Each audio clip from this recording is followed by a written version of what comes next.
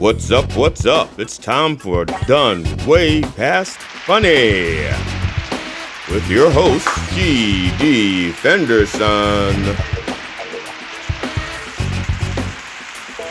Join us as we take a look back at the early works of seasoned comedians before they were seasoned with this week's guest, Camilo Diaz. It's time to get down and get dope with Done Way Past Funny.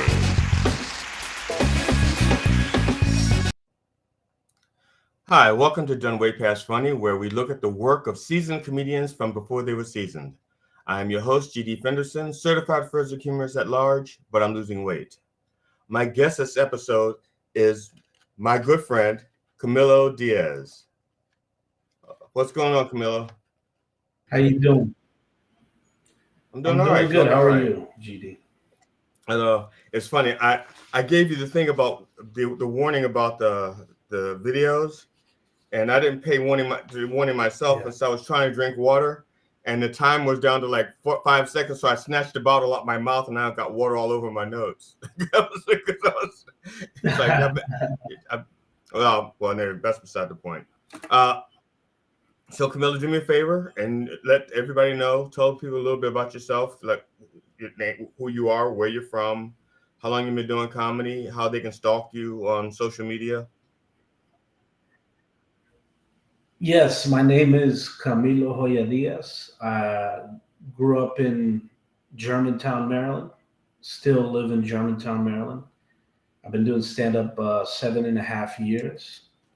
I started in October 2015 at Wits End Saloon in Timonium, Maryland. I am on Facebook as Hoya Diaz. I'm on Instagram as Camilo D111. That's CAMILO D111. Cool. Now, as a before we look at the clips that you sent in, for the most part, your style of comedy is it basically one-liners? I don't know how you classify yourself. Like I'm a tradition. People tell me I'm a storyteller. I just believe them because I don't feel like figuring it out for myself. So by listening to you, you're basically traditional stand-up, punchline, set up punchline, and very little politics. Is that fair? No, yeah, I'm not very well versed in politics, and I know a lot of comedians do politics, so I try to do something different. Well, that you do. Now, let me see. You have a math background, and I think that's. I'm sorry. Yeah, yes, I have a master's degree in math, and my full-time job is I teach math at a few community colleges. So, how is there something from comedy that can carry over into math, or vice versa? Um, when you teach math, you're used to lecturing in front of an audience. So being captivating, speaking clearly, getting over stage fright are two things that this overlaps between teaching math and doing stand up. What else? That's mostly it. And then in stand up, I have some jokes that are math and physics Yeah, related. yeah. Now, go ahead. And then teaching math, you have to break things down very clearly, and that helps in comedy too when you're laying out a joke, making sure people can follow along. Yeah, because like math has rules.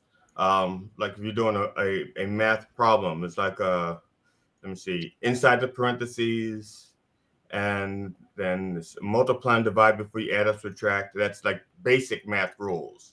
And if you get that out of order, you can have the Exactly. same numbers. If you get it out of order, you get the wrong answer. And in comedy, you can have the same words. If you if you fuck it up, you fuck up your order, you're not going to get the laugh, which is the basis of your equation. That's what you're trying to get to in comedy. You, That's exactly right. Yeah, the Yes, order order of operations. Thank you. operations. See, and that's why I'm a storyteller because I can't remember the words. So I had to tell a story to describe order of operations. See, that's the difference. Yeah, And people, but those, where's the audience? No, there you are.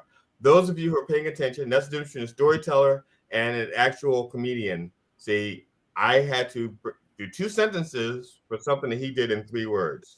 There, okay. There you go. I broke it down for the audience over there. The people over there got it. There, and that but that's the remedial section on yeah that side over there. the order of operation that definitely helps when you're writing one-liners because Yes, one-liners are so brief. Every yes. word is important. Every placement, every syllable. Yeah, very formulaic writing one-liners. Uh, now, you have any idea how many jokes you have? I got it here.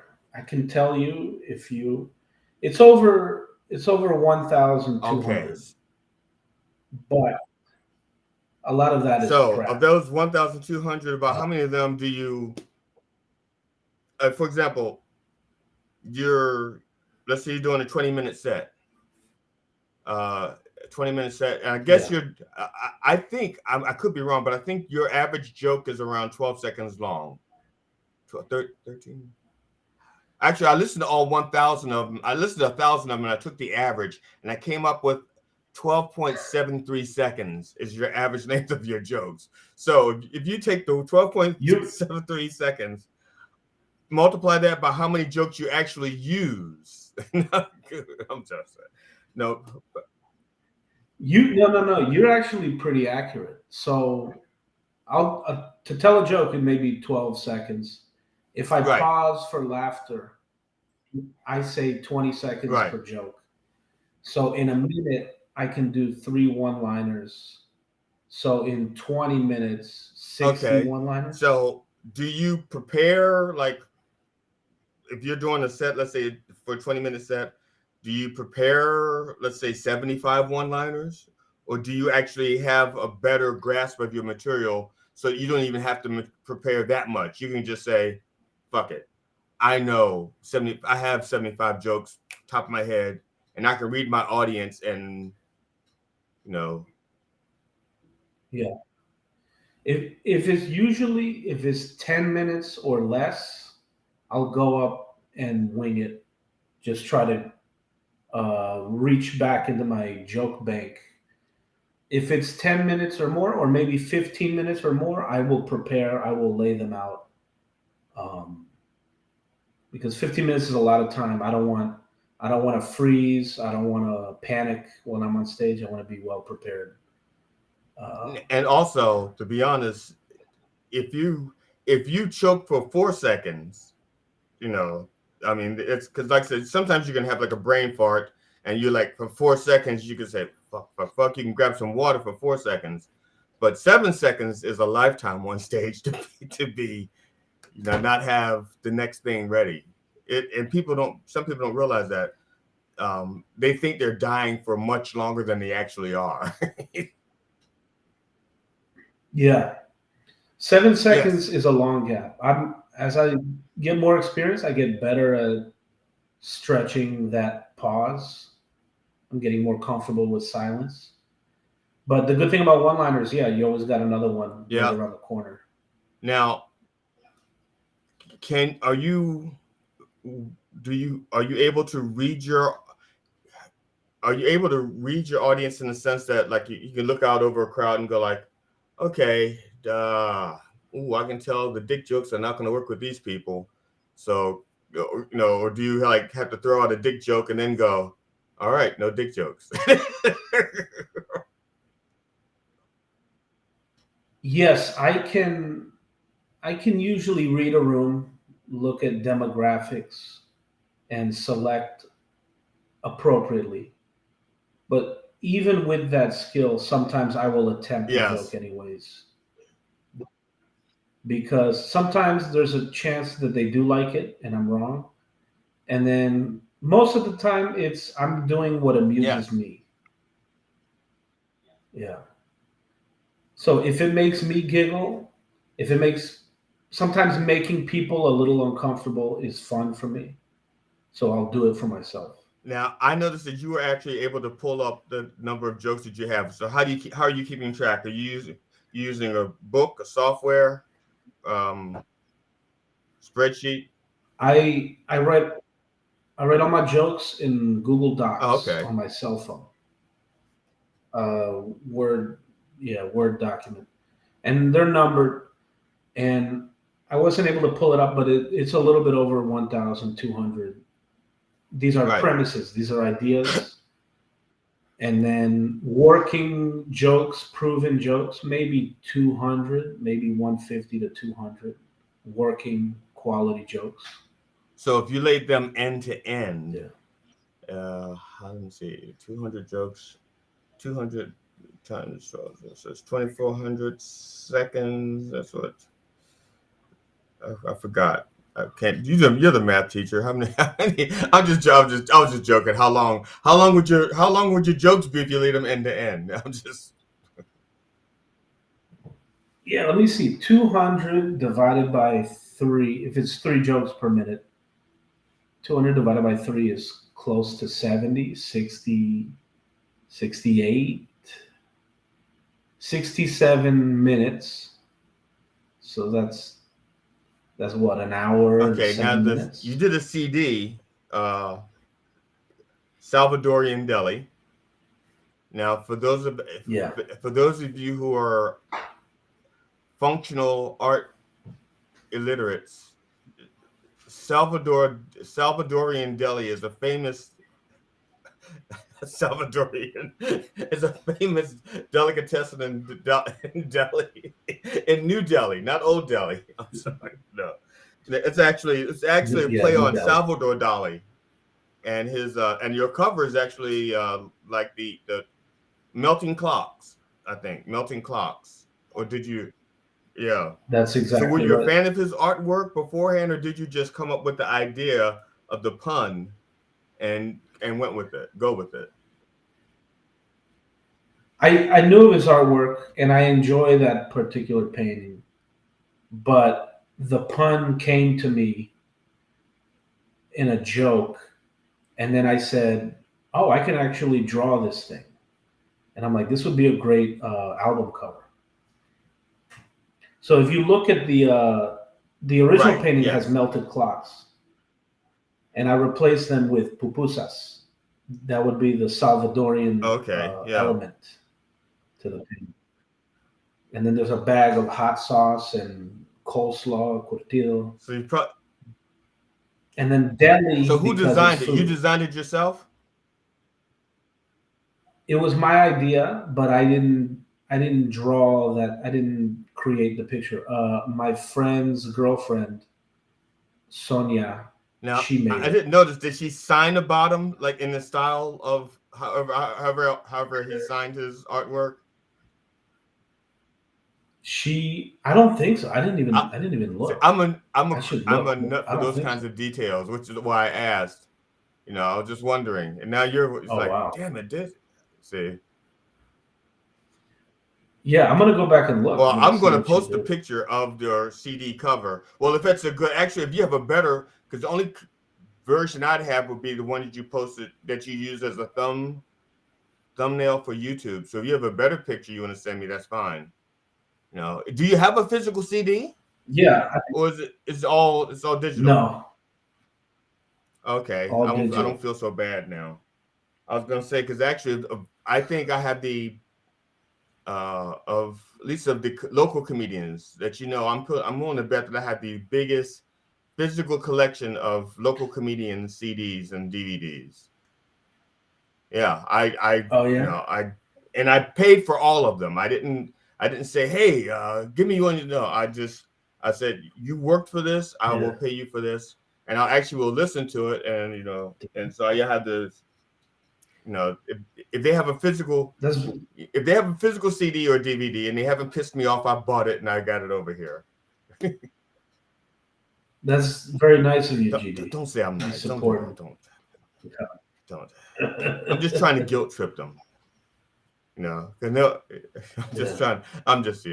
trying to guilt trip anybody. I'm just a hoarder. And that just gives me an excuse to hoard. Yeah. See, my wife goes, "Oh, that's good. You're supporting local artists." Yes, dear. That's what I'm doing. I'm supporting local artists. Actually, I have a need to acquire things. Yeah. I just realized my next album, maybe I'll call it New Delhi. Now, so even after 7.5 years, do you prepare yourself the same way now that you did back then when you first started? I think it's similar. The only difference is how much time am I doing? So when I started, if I'm doing 5 minutes, I would prepare very well. But as I get more, I don't need as much preparation. I can raise that time limit. Like I said, I can do 10, 12 minutes without preparing. That's really the only difference, but still same preparation technique. Okay.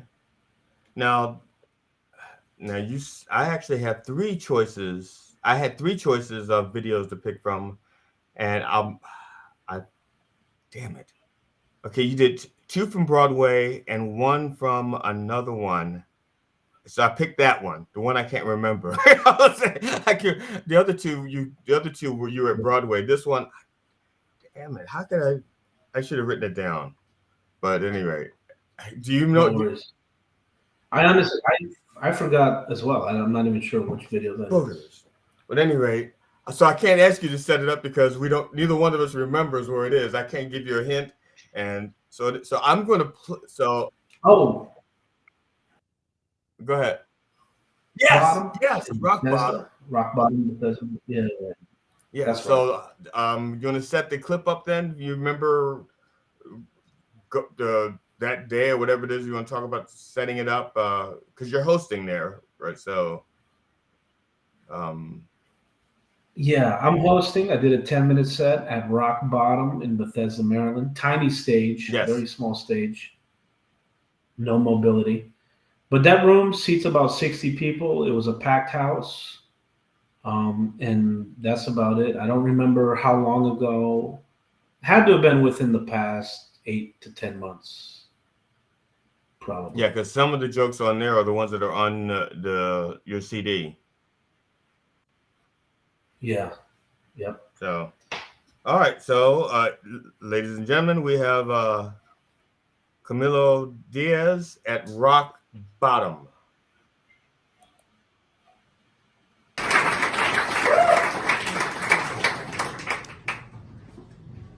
Thank you. Let's clap for Kurt Shackelford, everybody. Yeah. How you guys doing? Good. Awesome. Oh, you good. I just got vaccinated. Polio. Long overdue. Should have did that shit years ago.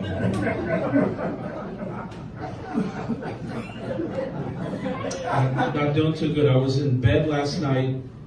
I had a stroke. Yeah, luckily none of it got on the bed sheets. It's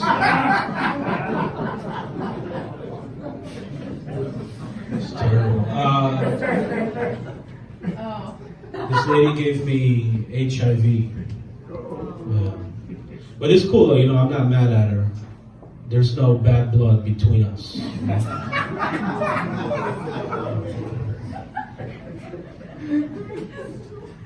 So the doctor told me if it's yellow, let it mellow. I said, Doc, I have jaundice. Okay, I can't let shit mellow, I'm gonna fucking die. No, health isn't too good. I lost 15 pounds. How about that? I lost 15 pounds. Yeah. In London, somebody stole my wallet.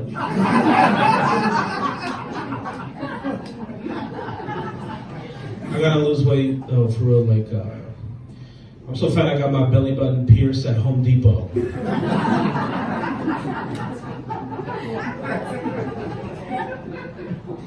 I'm so fat I ate my dog's homework. That's so fat I am. I'm so fat. I asked the doctor for my blood type. He said type 2 adult onset. What the fuck? That's not even a blood type, doc. He's stupid. You know what they say about fat people, right? Once you go fat, your feet go black.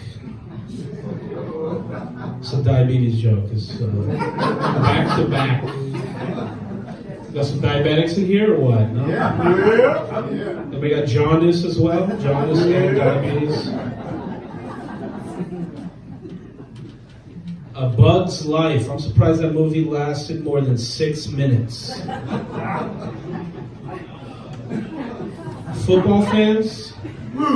Yeah? What's your team? Cowboys? Of course.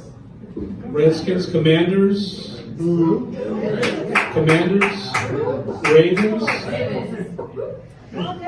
Broncos? Browns. Where the Browns fans at? Cleveland? Really?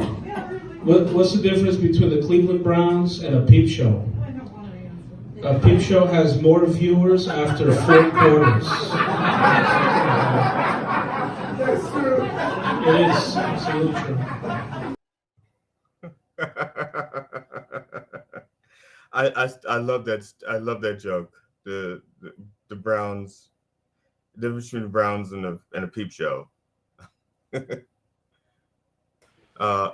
You know, I'm not gonna lie. There was one of your jokes that I actually didn't get the first 3 times I heard it, and I was going to ask you about it. And just before I hit record for this thing, it dawned on me. It made sense, and I'm almost embarrassed. But it's the one where you say you lost 15 pounds. Somebody stole your wallet in London, or something like that. And Yeah. I thought to myself, Yeah. nobody has a 15-pound wallet. He must be, and I kept saying, he must mean backpack. Does he not? And then I thought to myself, and what made me rethink is because I said, I know you're too smart to make that mistake. So there must be something else about the wallet that makes 15 pounds proper. And then I realized it took me a while to say, shit, London. It's not the wallet. It has nothing to do with the wallet. It's the fact that you're in London. That's where the 15 pounds. And so I kid you not, I had made a note to, I don't know if I had made a note to ask you about that. It says a wallet weighing 15 pounds. And then just before we came on, I was like, and it's because I know you, and I know you're too smart to make those kinds of mistakes. So because of that, I went through and said, so what mistake was I making? So how? That's funny. I like your interpretation of it. Well, I was gonna say, no, he can't mean a 15-pound wallet. He must, like I said, and I kept thinking, but if he meant backpack, he would have said backpack. And so if I didn't know you were smart, I would have just assumed you screwed up. But I know how good I know how good you are with your words, and you're meticulous with them. And again, that's the economy of words that you have, with the way you set up with you doing one-liners. So now, how should I put it? Do you have a favorite joke that you know is good in your heart, but it never gets the laughs that you want it to get, but you just want to keep trying it anyway?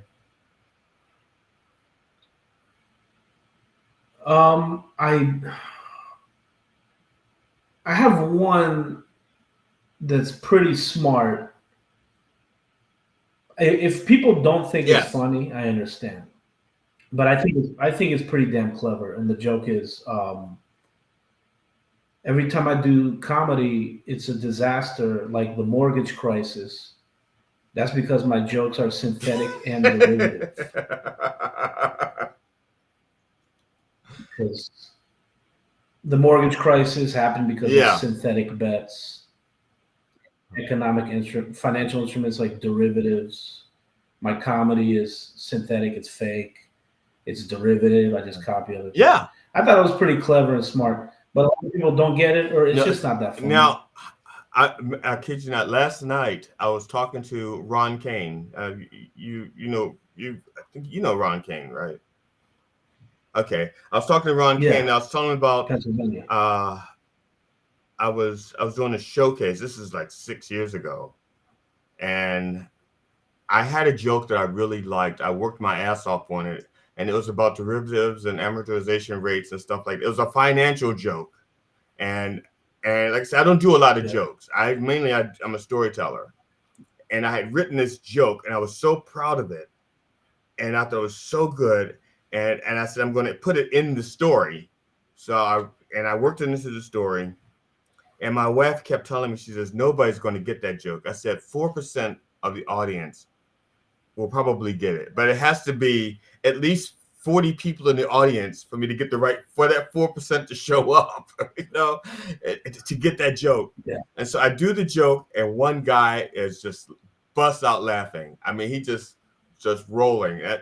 And when I was done, he talked to me for 15 minutes about the joke, and then wanted to add more stuff to it, and he starts going on and on with accountant humor, and I'm like, oh shit. And I had to say, hey, look, I can't go beyond the joke. I said, I read this, I did the joke, and this is the scope of my intellect when it comes to amortization and derivatives and the stock market. This is all I know. This right here. But he appreciated it, and to me it made it worth it.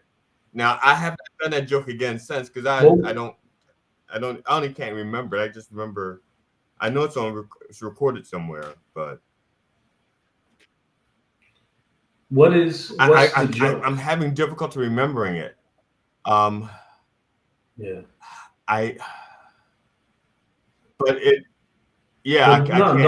I can't remember it at all, but I remember I worked it into a religious bit, and I can't remember. Honestly, I can't remember. I think the punchline has nothing to do with Dick Cheney belonging to a derivative of hell. I can't remember. I honestly, but okay. It was, like I said, it's been like 6 years since I told that joke. But I understand you're saying it's like that. But I worked so hard on that one, to get it just right. Yeah. Yeah, I know what you mean. Now, when did you start thinking that you were funny? Because as a math person, now, first of all, is your mind automatically bent toward mathematics, or is that something that you just said, I can do math, fuck it? I mean, do you think like a mathematician, and that's why you did the math? And if that's the case, because math is kind of logical, were you a child with a sense of humor like that? I'm just trying to find out. I'm just doing a deep dive into your psychology to see how far back the comedian in you goes. I can address both math and comedy. When I was a kid, I was good at math. I wasn't great. I was good at math. Teenager, young adult, not that good at math.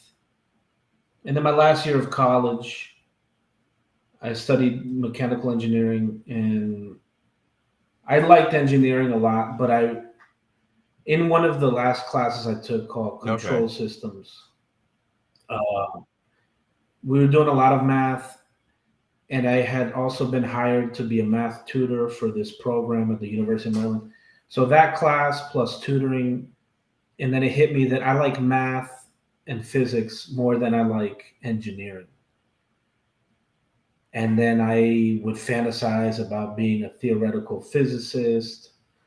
And then I did some research, and I found out if you want to be a theoretical physicist, you could study math or physics. And I feel like studying math is easier. So I got a master's degree in math thinking one day I'd be a theoretical physicist.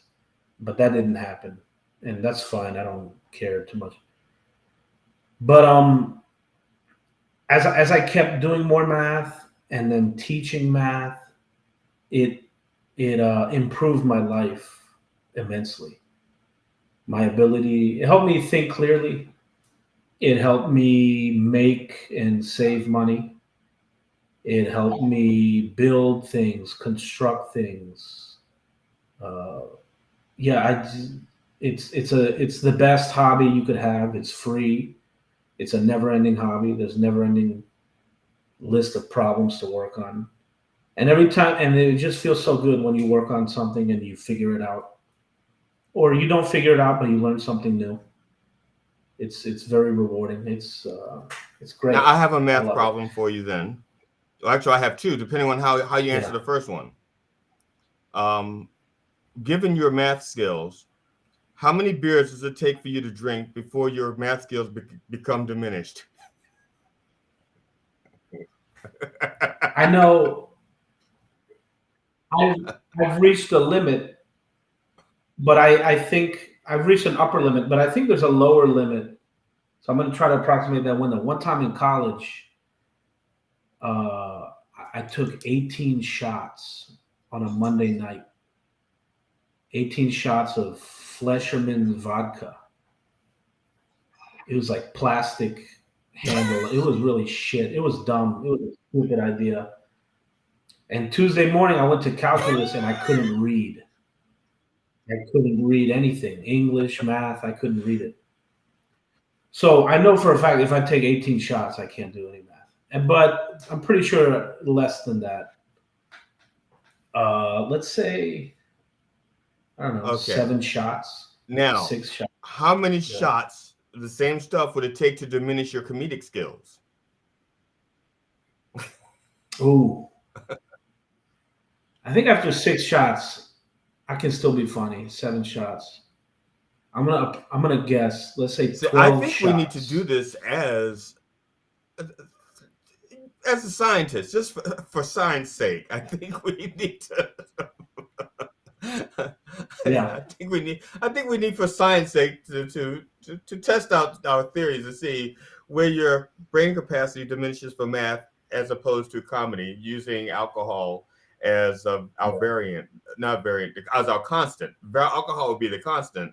The variant would be, let's see, I guess the stage and maybe the audience. The audience are a variant also but you don't need the audience for the math. You only need the audience for the comedy.